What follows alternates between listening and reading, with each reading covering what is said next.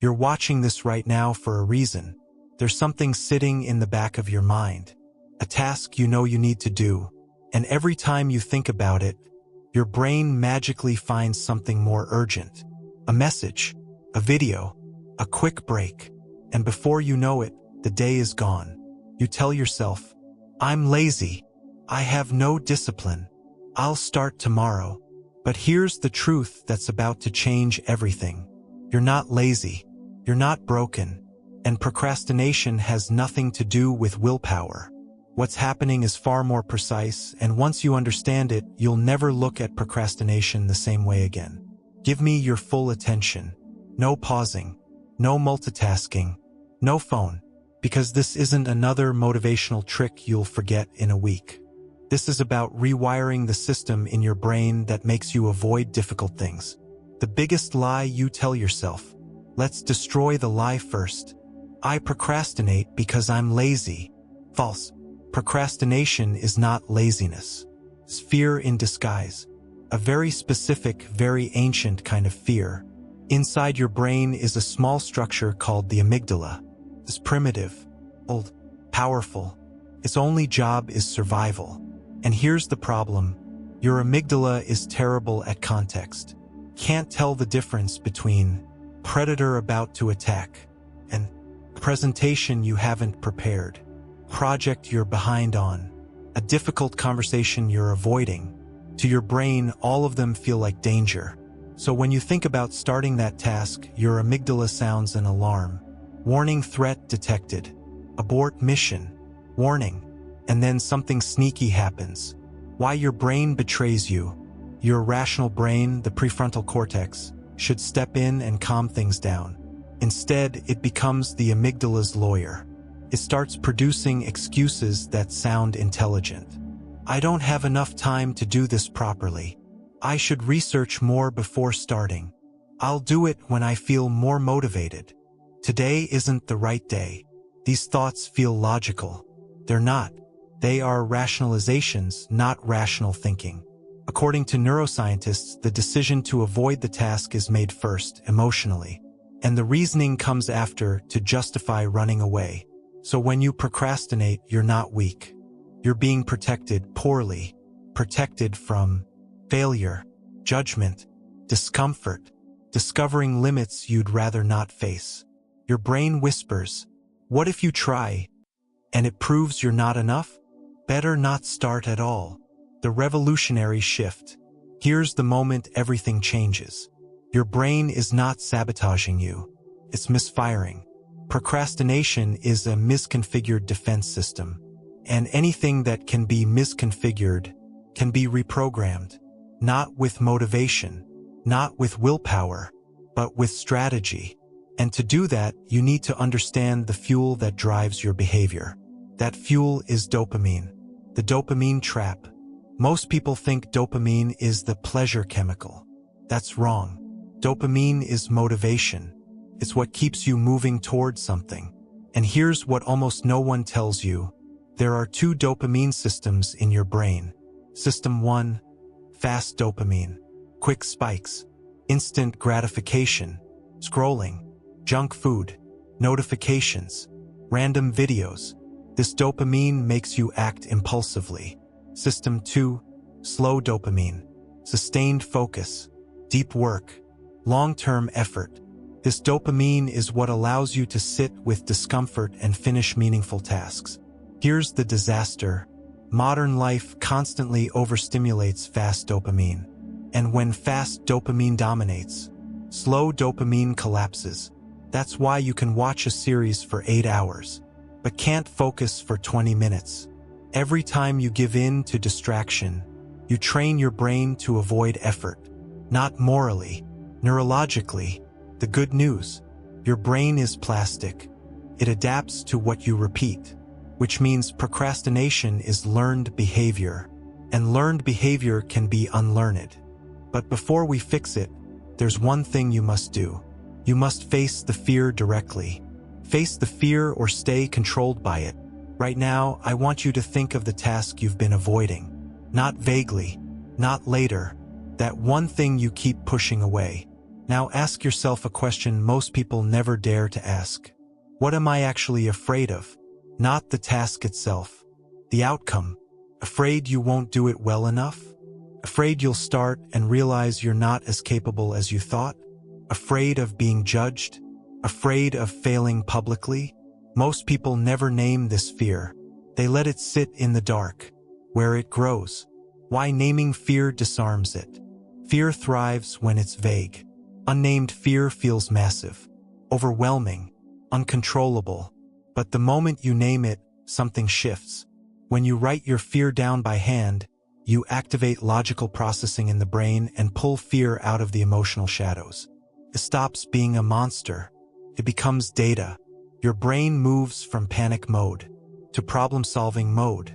This single step breaks the automatic loop of avoidance. Not by force, but by clarity. The real danger you've been ignoring. Now I'm going to flip your perspective completely. Most people are afraid of starting. But that's not the real danger. The real danger is never starting. Close your eyes for a moment. Imagine 6 months from now. You still haven't done the thing you're avoiding today. How do you feel? Now push it further. 3 years. Same excuses. Same delays. What opportunities have disappeared? What version of yourself never existed because you kept waiting? This isn't meant to scare you. It's meant to recalibrate your fear. Because your brain avoids short-term discomfort, while completely ignoring long-term regret. Once you learn to fear inaction more than action, procrastination loses its grip. The moment everything flips, the biggest risk isn't trying and failing. The biggest risk is living with what if. Action hurts briefly. Regret lasts forever. When this realization hits deeply enough, something changes. Avoiding the task becomes more painful than doing it. And that's when momentum begins. Rewiring the dopamine system. Now it's time to use dopamine against procrastination, not for it. Your brain can only deeply focus on one meaningful task at a time. So stop overwhelming it. Write down one difficult task for today. Just one. Next, create controlled pressure. If you think it will take 4 hours, give yourself 3. Deadlines increase focus. Comfort kills it. Then choose a deliberate reward. Not automatic pleasure. Not scrolling. A reward you can only access after the task is complete. When pleasure follows effort, your brain learns a new rule. Effort equals reward. That's how habits are rewritten. Remove escape routes. Procrastination feeds on availability. So remove it. Phone in another room. Notifications off. Tabs closed. Your environment either supports action or makes procrastination inevitable. There is no neutral. Destroying the last enemies. By now, you understand something most people never do. Procrastination isn't laziness. It's fear, dopamine imbalance, and avoidance patterns working together. But there are 3 hidden enemies that still sabotage action, even when you know what to do. If you don't eliminate them, procrastination comes back. Enemy number 1, perfectionism, the most dangerous one. Perfectionism doesn't look like fear. It looks like intelligence. I'll start when I have more time.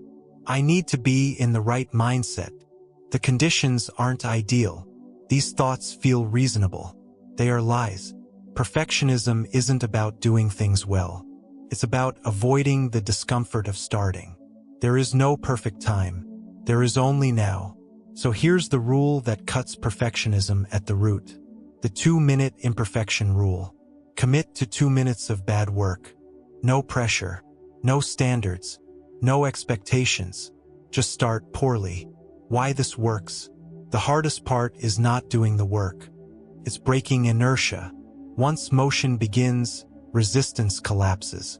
Your brain cannot argue against something you've already accepted will be imperfect.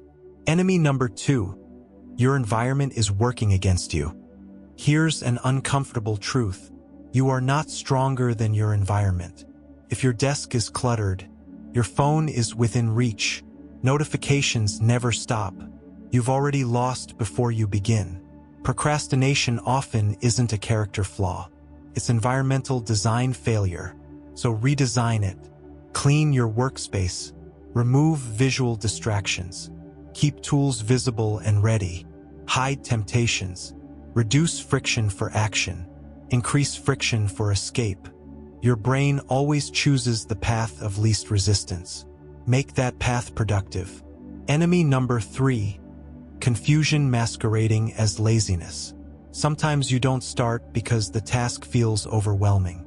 Not hard, undefined. Your brain doesn't avoid work. It avoids ambiguity, so you must create clarity. Not finish the project, but open the document, write the title, add one sentence, small enough to be impossible to resist. This triggers a psychological effect where your brain hates leaving things unfinished. Once you start, continuation becomes automatic. Clarity creates momentum, the energy truth no one talks about. You procrastinate more when you're exhausted. That's not weakness. That's biology. Your brain consumes massive energy. When energy is low, it seeks comfort. So energy is not optional. It's strategy. Sleep properly. Move your body. Eat to sustain focus, not spike it. Schedule hard tasks when your energy is naturally highest. An exhausted brain cannot win against distraction. Commitment changes identity. Vague intentions don't work. I'll do it someday means never. So create commitment. Write it down. Sign it. Make it visible. Or tell someone. When consequences are real, behavior changes. Not because of pressure, but because identity shifts. You stop being someone who procrastinates and become someone who keeps their word. The warrior identity, where procrastination ends. At this point, you already know the techniques. You understand fear. You understand dopamine. You understand environment, clarity, and energy. But techniques alone don't change behavior. Identity does. People don't procrastinate because they lack tools. They procrastinate because, deep down, they see themselves as someone who procrastinates. That story has to end. Action creates identity, not the other way around. Most people wait to feel disciplined before they act. That never works. Discipline is not a feeling. It's a byproduct. You act first. Identity follows. Miyamoto Musashi didn't wake up motivated. He acted because action was who he was. Every time you act despite fear, despite discomfort, despite the urge to delay, you cast a vote for a new identity. One action doesn't change you, but repetition does. And soon something powerful happens. You stop debating whether to start. You start because that's what you do. The daily non-negotiable. Here is the simplest system that ends procrastination long-term. Every day, complete one difficult thing before anything else. 1, not 10. One task that your brain wants to avoid. Do it early. Do it imperfectly. Do it without negotiation. This trains your nervous system to associate discomfort with completion, not escape. Over time, your brain stops resisting, not because it's forced, but because it adapts. Why this becomes permanent? Neuroplasticity works both ways. Just like distraction trained your brain to avoid effort, consistent action retrains it to tolerate and even prefer challenge. Effort stops feeling dangerous. Starting stops feeling heavy. Procrastination loses emotional power. It doesn't disappear overnight. It fades, quietly, until one day you realize something. You don't argue with yourself anymore. You just act. The final truth. You were never lazy. You were never weak. You were running a survival program that no longer serves you. Now you know how to shut it down. So here's the real question. What is the one thing you've been avoiding that you're going to start today? Not tomorrow. Not someday. Today. Because the moment you act, the old identity cracks, and a stronger one takes its place. If this helped you, don't let it stop here. Share it with someone who's stuck in the same loop. Stay present. Walk with discipline. And remember, you don't defeat procrastination with motivation. You defeat it by becoming someone who acts.